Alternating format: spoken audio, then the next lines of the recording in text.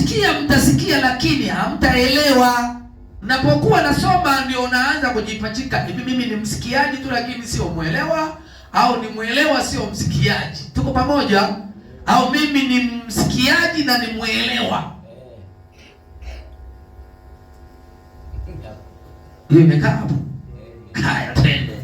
Anasema kusikia mnasikia wala hamuelewi, wala hawaelewi.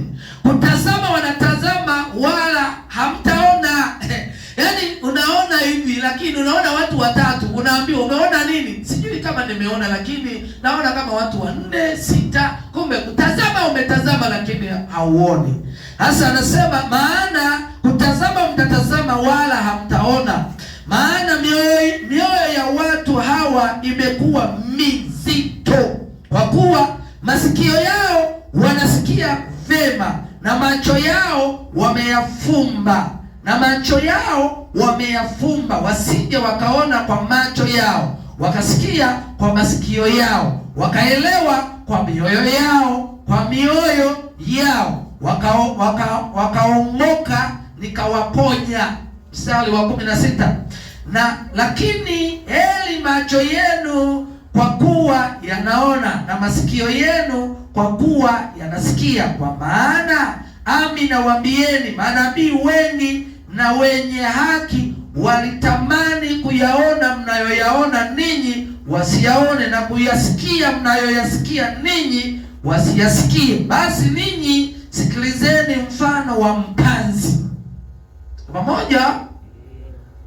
Kwa hiyo mwenye kuelewa ndiyo anayetembea na kujua na kutambua, lakini mwenye kusikia, leo duniani ni wengi wanasikia sana. Bwana Yesu asifiwe sana.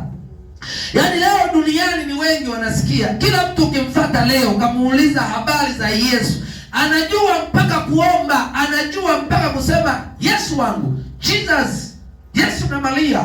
Yaani anajua A to Z kwamba Mungu ni nani, lakini hafanyi nafasi ambayo iliyopo kwa Mungu inayomtambulisha ya kwamba kusikia walisikia lakini wakaelewa, lakini yeye kusikia alisikia lakini kuelewa kukawa hakupo. Sema amen. Kutazama wanatazama lakini hawaoni vizuri. Sema amen.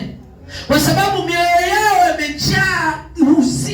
imejaa uzito. Warumi anazungumza vizuri sana. Anasema kwamba walipomkataa Mungu aliwaacha wafuate akili zao zisizofaa, na mioyo yao yenye ujinga ikatiwa giza. Sema amen. Kwa hiyo mtu mwenye moyo mzito, hatua inayofuata ni kutiwa giza, ili asiyajue, ili asiyatambue yale ambayo hakuyapa utukufu. Sema amen.